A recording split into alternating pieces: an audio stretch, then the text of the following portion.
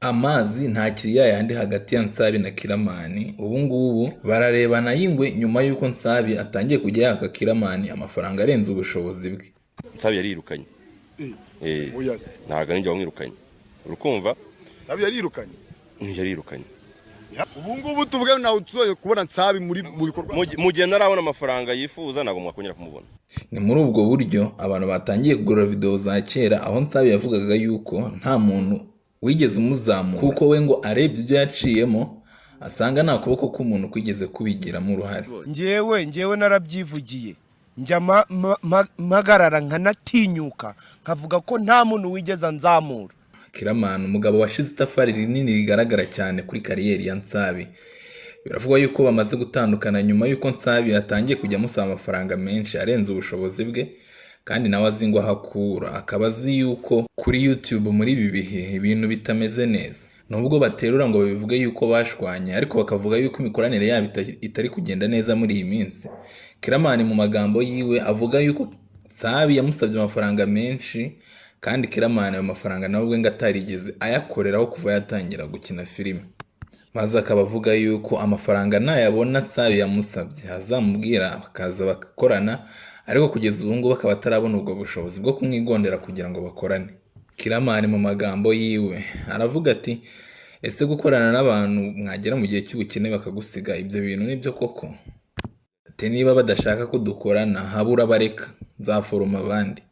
Akaba avuga yuko abakinnyi bagumanye bagikinana n'ubu ngubu ari babandi bavuga yuko igihe wari uyafite utayatwimye, rero mu gihe utayafite tugomba kugumana. Abo ngo nabizerwa kandi akaba bakunda cyane. We akavuga yuko ngo nubwo yamutengushye ariko ntacyo wamukoraho. Ikindi kandi imishinga myinshi Nsabi yari ishingiye kuri Nsabi, ubu ngubu yarahagaze nka My Heart n'izindi filime bakoraga zishingiye kuri Nsabi. Kiramani avuga ko filime nyinshi Nsabi yabaga zirimo, bityo rero ubu zarahagaze. Ikindi kandi akaba ari gutegura izindi kugira ngo byibuze arebe ko yakongera agatangira bundi bushyashya.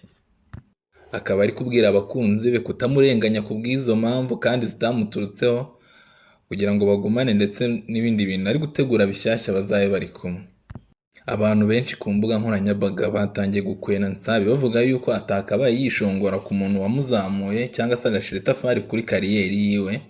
Ibyo bakabikora nanone bafata video yakoze ari mu kiganiro kwa Irene we na Kiramani, ubwo yavugaga yuko nta muntu cyangwa se akaboko k'umuntu yavuga ko yashimira kagize icyo gakora kugira ngo kamugeze ahageze, kuko ngo iyo hatabamo ubushake bw'Imana nta kintu abantu bari kuzamufasha.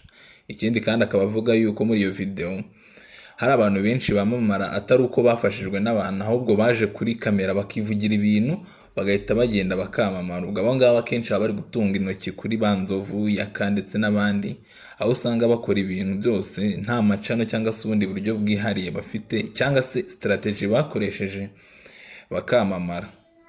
Ubwo icyo gihe nibwo bahita abantu batangira gutunga intoki kuri Danizo batangiranye n'uyu Kiramani ndetse wazamuye impano y'abantu bakamumenya akamushyira kuri platform nini abantu bakamumenyeraho.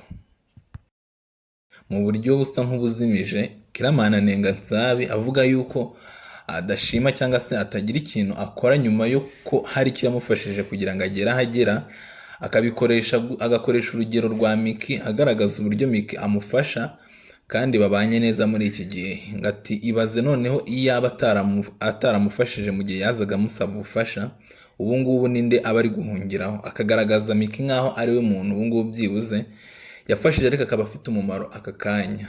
Ibyo akabikora avuga ko nta muntu kamara cyangwa se nta muntu wo gushingiraho igihe cyose kuko yazamura n'abandi. None se mwe murabyumva gute? Nsabi agume akorere Kiramani nubwo bwose yaba ari kumwishyura amafaranga abona ari makeya agereranyije n'agaciro ke k'ubu ngubu?